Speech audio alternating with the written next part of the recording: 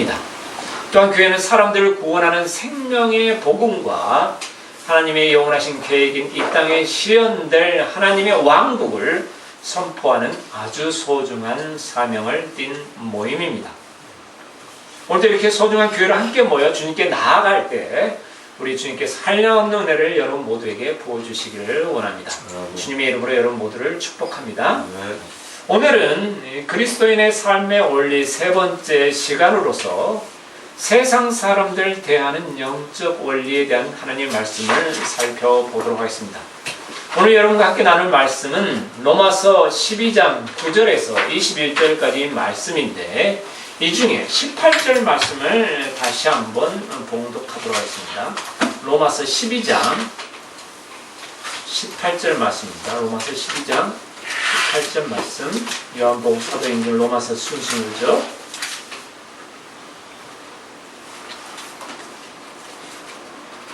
로마서 12장 18절 말씀. 자, 찾으셨습니까? 한 목소리로 봉독하도록 하겠습니다. 시작. 가능하다면 너희가 할 수 있는 대로 모든 사람과 합당하게 지내라. 아멘. 주님께서 이 시간 말씀의 은혜를 주시도록 잠시 기도하겠습니다. 살아계신 아버지 하나님, 주님께서 저희들에게 오늘 또 크나큰 은혜를 허락하셔서 주의 이름으로 함께 모여 이렇게 주님께 나아가는 시간을 갖습니다. 정말 연약한 피조물에 불과한 저희가 어찌하여 주님의 놀라운 은혜로 말미암아 전지전능하신 하나님께 경배를 드릴 수가 있게 되었는지요. 참으로 감사와 영광과 존귀를 주님께 돌려드립니다. 이 시간 또 주님의 말씀을 사모하여 주님의 은혜를 사모하여 우리가 모여 싸운즉 주님께서 예배하신 은혜를 저희가 풍성히 누릴 수 있도록 이 시간에 복을 주시고 또한 우리 마음이 주님께 활짝 열려 있어서 주의 말씀을 아멘으로 받고 그 말씀을 또 실생활에 적용하는 믿음이 또한 자라는 계기가 될 수 있도록 이 시간을 주님께서 축복하시고 역사하여 주시옵소서. 특별히 우리 예양 사모님 건강 때문에 참석하지 못하였는데 주님께서 전능하신 손을 얹으셔서 건강이 온전해질 수 있도록 복을 허락하여 주시옵소서. 김차희 집사님 중국에 출장 가 계시는데 모든 일을 선하게 인도하여 주시옵소서. 손남희 집사님, 송기선 집사님 오늘 참석하지 못하였습니다. 그 마음에 은혜를 주셔서 주님을 사모하는 마음을 잊게 하시고 동일한 은혜를 부어주시옵소서. 성난자매도 기억하여 주시옵소서. 이제 주님의 말씀을 선포할 단위의 선자는 다만 먼지에 불과한 자이오니 저는 온전히 가리우시고 주의 말씀과 이름만 높아지는 복된 시간으로 삼아주시고 역사하여 주시옵소서. 다시 오실 우리 주 예수 그리스도 받들어 기도하옵나이다. 아멘. 저희는 지난 2주에 걸쳐서 그리스도인의 삶의 영적 원리 두 가지를 살펴봤습니다. 첫 번째 시간에는 로마서 6장 말씀을 중심으로 육신을 부인하는 영적 원리에 대해 살펴봤습니다. 우리가 육신의 정욕으로부터 자유로워지기 위해서는 우리의 육신, 즉 우리 옛사람은 죽었다라는 하나님의 말씀을 믿음으로 받아들여야 합니다. 이런 믿음의 근거는 바로 우리 주 예수님의 십자가에 있는데 예수님께서 십자가에 못 박히신 이유는 예수님 안으로 들어올 모든 그리스도인들의 육신을 십자가에서 처리해 주시기 위함이셨습니다.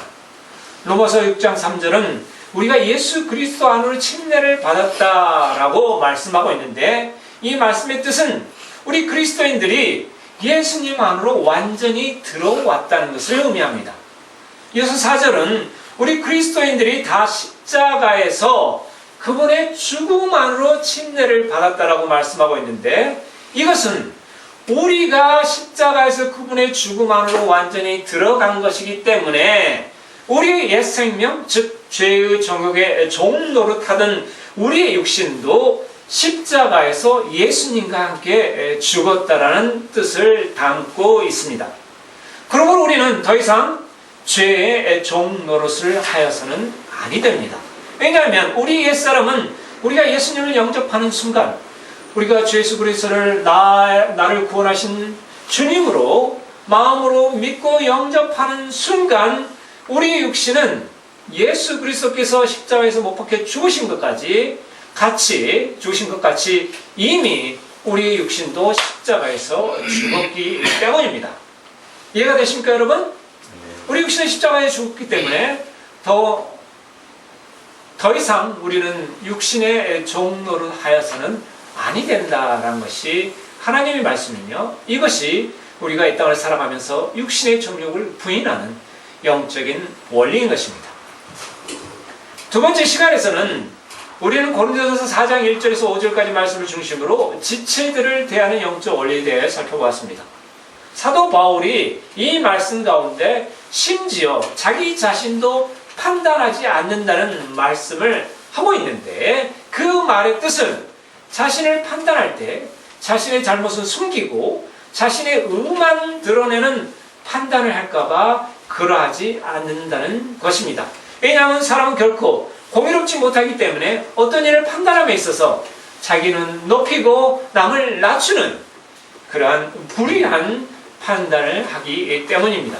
그러므로 우리 그리스도인들은 하나님의 말씀에 따라 형제 자매들을 결코 판단하고 정죄하여서는 아니 되는 것입니다. 명백한 범죄나 이단의 경우를 제외하고는 결코 판단하지 말라는 것이 우리 주님의 뜻이며, 이것은 교회 안에서 형제 자매들을 하나 되게 하는 너무나 중요한 원리이기 때문에 이 같은 말씀, 즉 형제 자매들을 결코 판단하지 말라는 말씀이 교회 서신 곳곳에서 발견되는 것입니다. 나 자신을 엄중하게 하나님 말씀을 받아들이고 적용하되 형제 자매들을 바라볼 때는 오로지 주님께서 우리를 향하여 품었던 그 마음, 즉 사랑과 긍휼로 대하는 것, 이것이 바로 하나님 말씀이 우리에게 가르쳐 주시는 형제 자매들을 대하는 삶의 원리인 것입니다. 자, 이렇게 되면 교회가 어떻게 됐습니까, 여러분? 나는 하나님의 말씀을 비틀어서 내 삶은 점점 거룩하게 되고 하나님 보시 기쁜 삶이 되는 바 보면, 형제들은 어떻게 돼요? 형제들은 온전히 사랑과 긍휼로 대하기 때문에 형제 자매들 간의 사랑이 더 깊어지고 하나로 연합된과 동시에 각자는 주님 앞에서 늘 말씀을 비춰보고 자기 자신을 점검하기 때문에 우리 자신들은 점점 그리스도를 닮아가게 되는 것입니다. 결국은 모든 지체들이 그리스도의 향기와 그리스도의 빛과 소금의 역할을 감당하게끔 주의 말씀 안에서 장성한 분량에 이르기까지 성장하게 되는 것입니다. 놀라운 영적 원리가 여기에 숨어 있는 것입니다. 이제 그리스도인 삶의 영적 원리 세 번째 시간으로서 세상 사람을 대하는 영적 원리에 대하여 살펴보겠습니다.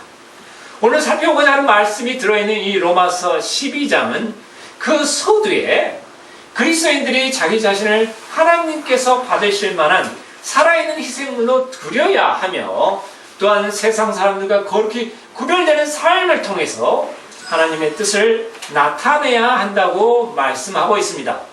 특별히 오늘 우리가 봉독한 9절부터 16절까지 말씀에서는 지체들과의 관계에 대한 말씀이 나오고, 그리고 17절부터 21절까지는 세상 사람들과의 관계에 대해서 이렇게 포커스가 맞춰진 말씀이 나오는데, 그 중에서도 우리가 세상 속에서 살아갈 때 늘 마음에 품어야 할 말씀이 바로 오늘 우리가 다시 한번 봉독한 18절 말씀입니다.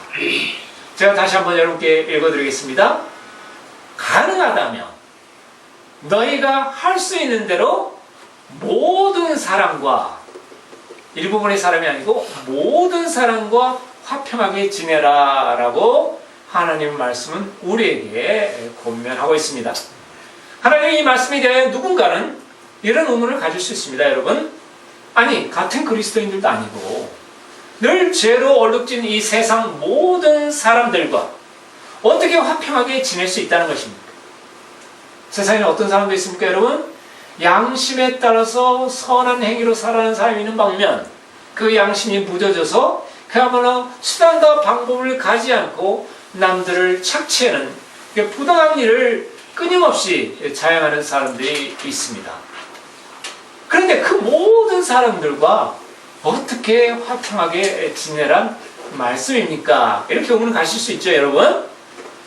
더욱이 요즘 이 사회 화두인 갑질, 그 다음에 부당한 인들이 판치는 이 한국 사회에서 어떻게 모든 사람과 평하게 지낼 수 있다는 것입니까?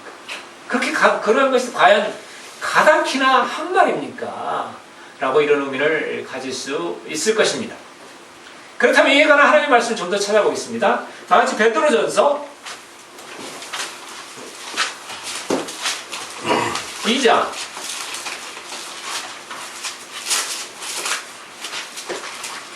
17절부터 21절까지 말씀을 한 목소리로 봉독하겠습니다. 베드로전서입니다. 야고보서, 히브리서, 야고보서, 베드로전서죠. 베드로전서 2장 17절부터 21절까지 말씀. 다 찾으셨습니까? 한 목소리로 봉독하시겠습니다. 시작. 사람이 부당한 일을 당하고도 하나님을 의식함으로 2장 17절. 네, 17절부터 봉독하겠습니다. 시작. 모든 사람을 존경하며 형제를 사랑하고 하나님을 두려워하며 왕을 존경하라. 종들아, 모든 두려움으로 너희 주인들에게 복종하되 선하고 부드러운 자들에게 뿐만 아니라 까다로운 자들에게도 그리하라. 사람이 부당한 일을 당하고도 하나님을 의식함으로 고통을 견디면 이것은 감사할 일이나 너희가 너희 잘못으로 인하여 매를 받고 참으면 그것이 무슨 영광이냐. 그러나 너희가 잘 행하고도 그것으로 인해 고난을 당하고 끈기 있게 그것을 견디면 이것은 하나님께서 받으실 만한 것이니라. 참으로 너희가 심지어 그 일을 위해 부르심을 받았나니 그리스도께서도 우리를 위해 고난을 당하심으로 우리에게 본을 남기사 너희가 자신의 발자취를 따라오게 하셨느니라. 아멘. 세상 사람들과의 관계에서 우리 그리스도인들에 대한 하나님의 뜻은 명백합니다. 로마서 12장 말씀도 그러하거니와 베드로전서 2장 말씀도 또한 그리합니다. 구체적으로 부당한 일을 당하고도 하나님을 의식하고 그 부당한 일을 참으라. 그 고통을 참고 인내하라 라고 말씀하고 계시며 두려움을 가지고 모든 권위에 복종하되 선하고 부드러운 자들에게 뿐만 아니라 까다로운 자들에게도 그리하라 라고 더욱 구체적으로 이 베드로전서 2장에서는 우리에게 말씀하고 있는 것입니다. 죄가 전혀 없으신 우리 주 예수님께서도 십자가의 고난을 인내하셨는데 그것은 이 세상의 고난 속에서 살아가야 할 우리에게 본을 보이시기 위한 것이다 라는 것이 오늘 우리에게 주시는 하나님의 말씀인 것입니다. 특히 이 말씀하시면서 예수 그리스도께서 십자가의 고난을 그 부당한 죄가 없으신 예수님께서도 그 십자가의 부당한 고난을 견디셨다 말씀하시면서 심지어 우리들도 고난을 당하기 위해서 부르셨다라고 기록하고 있습니다.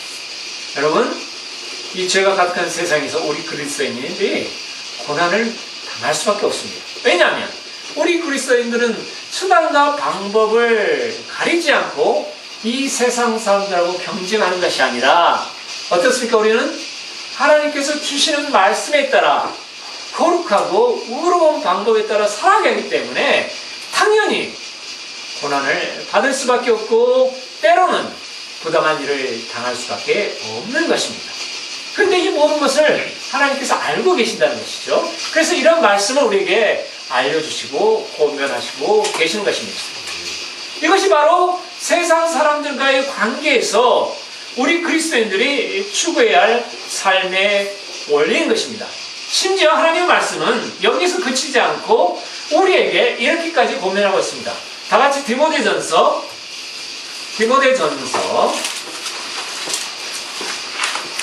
데살로니가 전후서 다음에 디모데전서 그 다음에 디도서 이런 순서대로 나옵니다. 디모데전서 2장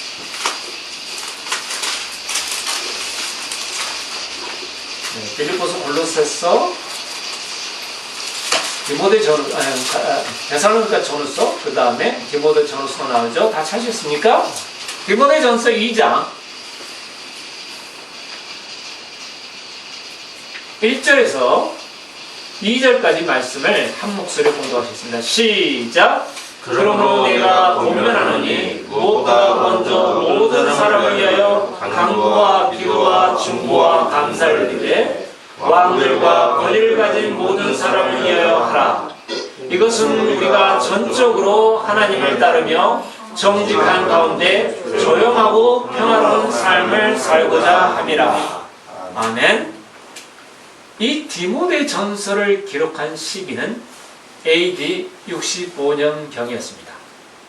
이때 로마는 포악하기로 악명이 높은 네로 황제가 제위하였던 그 네로 황제의 말기 시대였습니다. 이때가 그리스도에 대한 박해가 극으로 치닫을 때였습니다. 그런데 우리 하나님의 말씀은 그리스도인들을 핍박하고 잡아 죽이는 그 명령을 수행하는 왕과 권위를 가진 모든 사람을 위하여 기도하라라고 말씀하고 있는 것입니다. 비록 우리가 그리스도인들이지만 우리에게 부당한 일을 저지르는 사람들을 위해 기도한다는 것은 결코 쉬운 일이 아닐 것입니다. 그런데 지금 우리 시대에 세상 사람들과의 관계에서 우리가 겪는 부당한 일들은 비록 우리가 이 시대가 갑질이 판치는 부당한 시대에 살고 있지만 우리 시대의 삶을 로마 제국 당시에 그리스도인들이 겪었던 박해와 핍박에 비하면 우리가 이 시대에 겪는 고난과 부당한 일은 너무나 가볍고 그야말로 쉬운 일이 아니라고 할 수 없을 것입니다. 그렇지 않습니까, 여러분? 그 포악한 시대, 원형 경기장에서 그리스도인들이 사자들의 밥이 되었던 시대에 기록된 이 말씀의 배경을 생각할 때 지금 이 시대에 우리 그리스도인들에게 주시는 모든 권위에 순종하고 그들을 위해 기도하라는 하나님의 말씀은 의심의 여지가 없이 우리 삶에 적용해야 하는 것입니다. 제가 아는 어떤 그리스도인이 있었습니다. 그분이 일자리를 부탁해서 어느 학원에 소개시켜 준 적이 있었습니다. 그런데 그분이 취직한 지 얼마 안 되지 않아 그 학원의 오너를 비판하기 시작했습니다. 저는 그 상황을 굉장히 우려했습니다. 그리고 그래야지 말 것을 권면을 했습니다. 그런데 그분은 그것을 계속 이렇게 비판하는 행위를 계속 했었던 모양이에요. 그리고 직원들이 3, 4, 5여 모여서 같이 그 오너를 비방할 때 또 그 자리에 또 있었습니다. 그런데 여러분, 직장에서나 학교에서나 누군가를 비방하면 그 말이 어디로 흘러가게 되어 있습니까, 여러분? 그 말이 어디로 흘러갑니까, 여러분? 네, 비방의 대상인 그 당사자의 귀에 들어가게 되어 있습니다. 특히 직장에는 항상 간신이 있기 마련입니다. 고자질을 하는 간신이 있기 마련입니다. 자기도 같이 비방해놓고 뒤로 가서는 고자질을 하는 사람들이 꼭 있게 마련입니다. 그렇죠, 여러분? 직장생활을 오래 한 사람들은 이걸 금방 알 수 있죠. 결국 그 사람의 얘기가 오너의 귀에 들어가고 말았습니다. 그 결과 어떻게 되었습니까? 어떻게 되었겠습니까, 여러분? 네, 그 사람은 4개월도 채 안 돼서 해고당하고 말았습니다. 직장에 굉장히 필요한 사람이었는데, 만약 그 사람이 모든 권위에 순종하라 하는 우리 하나님의 말씀을 마음에 간직하고 그 말씀에 순종했더라면 하루아침에 해고되는 그러한 일은 결코 일어나지 않았을 것입니다. 우리 그리스도인들은 가능하다면 세상 모든 사람들과 화평을 추구해야 합니다. 그리고 권위를 가진 모든 사람들에게 복종해야 합니다. 그렇게 함으로써 그가 누구이든지 간에 그 사람의 마음을 얻어야 하는 것입니다. 이런 말씀을 실천을 통해 우리가 얻는 유익이 무엇이라고 성경은 우리에게 말씀하고 있습니까, 여러분? 만약에 모든 사람들과 화평을 추구하고 권위를 가진 모든 사람들에게 복종하게 되면 우리에게 얻는 유익이 있는데 그 얻는 유익이 무엇이라고 성경은 우리에게 말씀하고 있습니까, 여러분? 디모데전서 2장 2절 하반절에 나와 있습니다. 우리가 전적으로 하나님을 따르며 정직한 가운데 조용하고 평화로운 삶을 살고자 함이라. 평안한 가운데 주님을 따르며 섬기고 싶은 것은 모든 그리스도인들의 바람일 것입니다. 그렇다면 우리가 어떻게 해야 되겠습니까, 여러분? 주의 말씀을 따라 모든 사람과 화평을 추구하며 세상 권위에도 순종하며 복종해야 하는 것입니다. 자, 그렇다면 이런 의문이 또 여러분에게 있을 수 있습니다. 내가 너무나 부당한 일을 계속 당하고 있는데 내가 그 부당한 일을 참고만 있다면 누가 나서서 그러한 문제를 해결해 준단 말입니까? 여러분, 누가 그 문제를 해결해 주시겠습니까? 네, 때가 되면 전지전능하신 하나님께서 다 해결해 주십니다.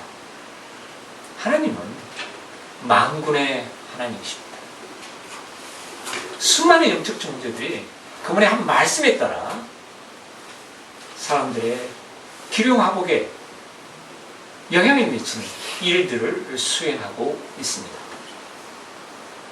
자, 여기서 창세기 나온 하나님 말씀을 통해 하나님께서 부당한 일을 당할 때 인내한 사람들에게 어떤 은혜를 베푸시는지 말씀을 살펴보도록 하겠습니다. 이제 창세기 이 39장 7절에서 15절 말씀을 한 사람씩 돌아가며 공부하도록 하겠습니다. 창세기 39장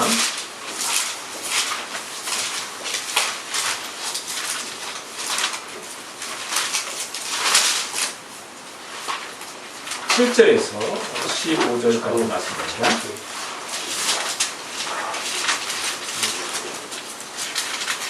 (39장) 7절에서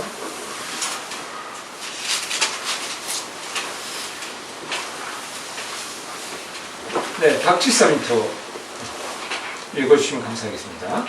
39장 7절부터 네, 15절까지 말씀입니다. 이 일들 후에 그의 주인의 아내가 요셉에게 눈길을 보내다가 말하기를 나와 함께 눕자 하나 그가 거절하며 자기 주인의 아내에게 이르되 보소서 나의 주인이 집에서 내가 무슨 일을 하는지 알지 못하며 또 자기의 모든 소유를 내 손에 맡겼은즉 이 집에는 나보다 더 큰 자가 없으며 주인이 당신 외에는 아무것도 내게 금하지 아니하였으니 이는 당신이 그의 아내이기 때문이라. 그런즉 내가 어찌 이 큰 악을 행하여 하나님께 범죄하리까 하니라. 그녀가 날마다 요셉에게 말하였으나 그가 그녀의 말을 귀를 기울이지 아니하며 옆에 눕지 아니할 뿐만 아니라 함께 있지도 아니하니라. 이럴 즈음에 요셉이 자기를 어느 집에 들어간 건데 거기에는 안에 그 집 사람들이 하나도 없더라.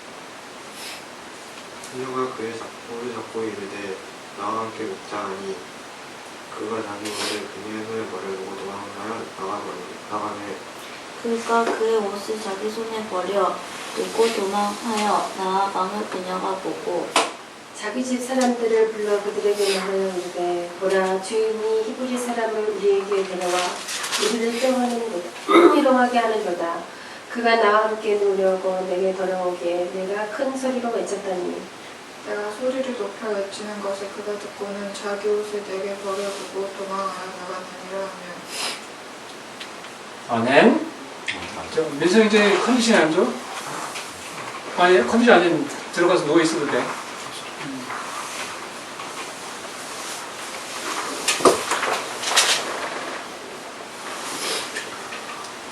가서도 자, 이렇게 요셉은 너무나 여러분들이 잘 알고 있는 말씀이죠. 억울하게 누명을 쓰게 되었습니다. 바르게 살고자 하였으나 자기 주인 보드말의 아내의 유혹을 물리쳐서 하나님을 두려워하는 가운데 바르게 살고자 하였으나 오히려 누명을 쓰게 되었습니다. 그리고 누명을 쓰고 감옥에 갇히게 되었습니다. 요셉은 보디발의 집에서 최선을 다하며 그 주인을 섬겼지만 부당하고 억울하게 감옥에 갇히는 신세가 되어버린 것입니다. 그러나 요셉의 삶의 모든 순간을 지켜보고 계시는 하나님께서는 요셉이 감옥에 갇혀 있는 순간에도 그에게 긍휼을 베푸시고 지켜주셨습니다. 그런데 요셉이 감옥에 있는 그 순간에도 요셉이 부당한 가운데 감옥에 갇혀 있다는 것을 알고 계시는 하나님께서 요셉을 그 감옥에서 바로 꺼내 주시지 않았습니다. 요셉은 얼마 동안 그 감옥에 갇혀 있었을까요, 여러분? 2년? 네. 하나님의 말씀을 살펴보겠습니다. 창세기 41장 1절에서 13절까지 말씀을 돌아가면서 봉독하도록 하겠습니다. 제가 먼저 읽고 박 집사님 순서로 이렇게 말씀을 봉독하도록 하겠습니다. 창세기 41장 1절에서 13절까지 말씀입니다. 만 2년이 끝난 뒤에 파라오가 꿈을 꾸니라. 보라, 그가 강가에서 서 있었는데 보라, 잘생기고 살찐 암소 7마리가 강에 올라와 풀밭에서 뜯어먹더라. 또 보라, 그것들의 뒤를 따라 못생기고 야인 다른 암소 7마리가 강에서 올라와 강둑에서 그 다른 암소들 곁에 섰는데 그 못생기고 야윈 암소들이 잘생기고 살찐 암소 7마리를 먹음으로 이에 파라오가 깨었다가 그가 잠들어 두 번째 꿈을 꾸었는데 보라, 줄기 하나에 숨통하고 죽은 곡식 이삭 7개가 나오더라. 또 보라, 그것들의 소리를 따라 가늘고 통풍이 마른 이삭 7개가 솟아 나오더니 그 가는 이삭 7개가 통통하고 꽉 찬 이삭 7개를 함김으로 파라오가 깼는지 보라 꿈이더라. 아침에 자기 영이 불안함으로 그가 사람을 보내어 이집트의 모든 마술사와 그곳의 모든 지혜자를 부르고 파라오가 그들에게 자기의 꿈을 일러주나 그것들을 파라오에게 해석해주는 자가 없었더라. 그때 잠 맡은 자의 우두머리가 파라오에게 말해 이르되 내가 이날 나의 잘못을 기억하나이다. 파라오께서 자신의 신하들에게 놓아사 나와 빵 굽는 자들의 우두머리를 타 호위 대장의 집에 감금하실 때 나와 그가 하룻밤 사이에 꿈을 꾸되 우리 각 사람이 각각의 꿈 해석대로 꿈을 꾸었나이다.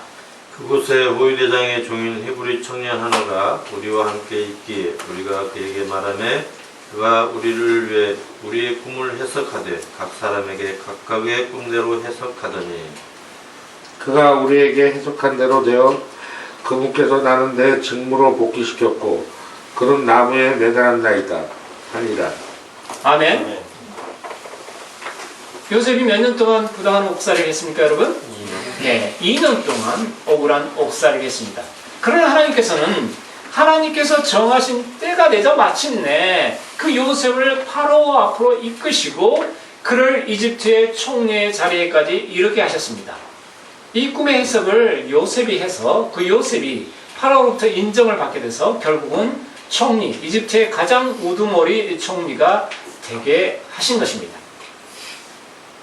하나님께서는 요셉의 인내를 지켜보시고 또한 요셉이 그 억울하고 부당한 상황 속에서도 하나님을 신뢰하는지를 살펴보시고 있었던 것입니다. 그 믿음이 이 땅을 살아가면서 순조로운 때도 있고 그야말로 부당한 일을 당하고 고난 속에서 있을 때도 있는데 그때에도 고난 중에 있어도 그 믿음이 변하지 않고 하나님을 신뢰하는지 그 믿음을 보고 계셨던 것입니다. 우리 그리스도인들이 부당한 일을 당할 때 그 원수 갚는 일은 누구에게 속한 것입니까, 여러분? 네, 우리 주님께 속한 것입니다. 로마서 12장 19절 말씀에도 나와 있지만 히브리서 10장 30절은 우리에게 이렇게 말씀하고 있습니다. 원수 갚는 일은 내게 속하였으니 내가 갚아주리라 주가 말하노라 하시고 또다시 주가 자기 백성을 심판하리라 하고 말씀하신 분을 우리가 아노니 모두가 하나님의 심판대 위에 서게 되며 하나님께서 원수를 갚아주실 것이다 라는 말씀입니다. 그러므로 세상 사람들과의 관계에 있어서 어떤 부당한 일이 발생했음에도 불구하고 총대를 매는 것은 그리스도인들이 해야 할 일이 아닌 것입니다. 부당한 일과의 전쟁은 우리의 몫이 아닙니다. 이것은 전지전능하신 하나님의 말씀입니다. 성경에서 반복해서 우리에게 알려주시는 세상 사람들과의 삶의 영적인 원리인 것입니다. 우리가 다만 인내하며 하나님께 모든 것을 아뢰고 기도하고 기다리면 하나님께서 정하실 때가 되면 그 부당한 일을 행하는 자를 하나님께서 다 처리해 주시고 그 악했던 상황을 선으로 바꿔 주시는 것입니다. 자, 말씀을 정리하겠습니다. 우리 그리스도인들은 가능하다면 세상 모든 사람들과 화평을 추구해야 합니다. 또 우리 그리스도인들은 모든 권위에 순종해야 됩니다. 로마서 13장 1절 2절은 우리에게 이렇게 말씀하고 있습니다. 모든 혼들은 더 높은 권력들에 복종할지니 하나님으로부터 나지 않은 권력이 없으며 이미 있는 권력들도 하나님께서 임명하셨느니라. 그러므로 누구든지 권력에 거역하는 자는 하나님의 규례를 거역하나니 하나님께서 정하신 권위를 거역하는 것과 똑같다는 뜻입니다. 여러분, 거역하는 자들은 스스로 정죄를 받으리라. 간혹 우리가 부당한 일을 당하더라도 우리는 그 상황을 인내하며 주님께서 그와 같은 상황을 풀어주시도록 기도하며 인내해야 하는 것입니다. 다 같이 로마서 12장 18절 말씀을 다시 한번 한 목소리를 봉독하고 설교를 마치도록 하겠습니다. 로마서 12장 18절 말씀입니다.